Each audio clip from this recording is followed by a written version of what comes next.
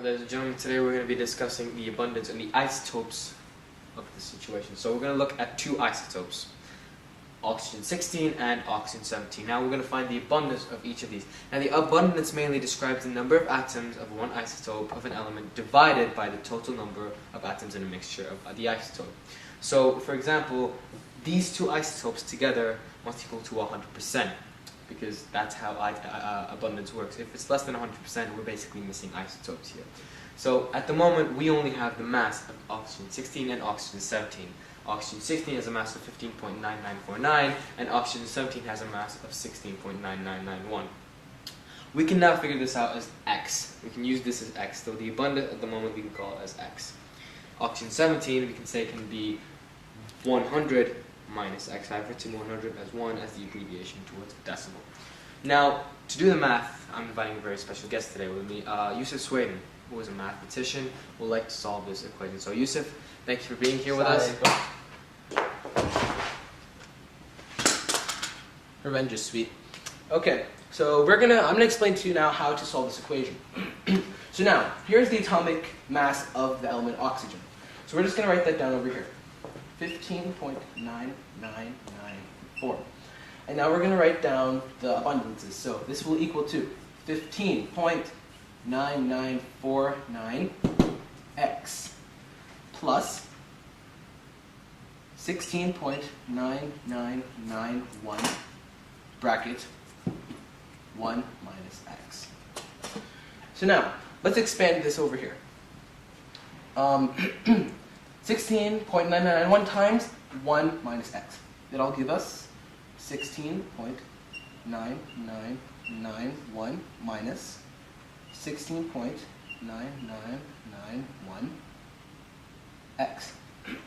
So now, let's sort things out a little bit. Let's move the x's to the left and the integers to the right. Move the x's to the left, we'll get 16.9991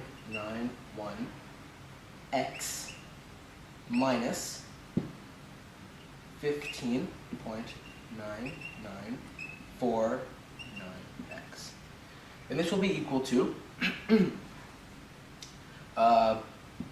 16.9991 minus 15.9994. Let's simplify things a little bit. 16.9991x minus 99949x will give us 1.0042x. And these two over here are equal to 0.9997. So now we want to get the x on its own. How do we do that? We divide by 1.0042. So we have x is equal to 0.9997 over 1.0042. And that here will give us an answer of 0.9955. We want that to be a percentage. So we're going to multiply that by 100.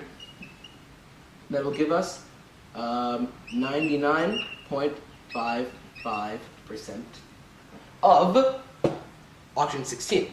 But we also want to know the abundance of the oxygen 17. What do? We plug in the value of x into this equation.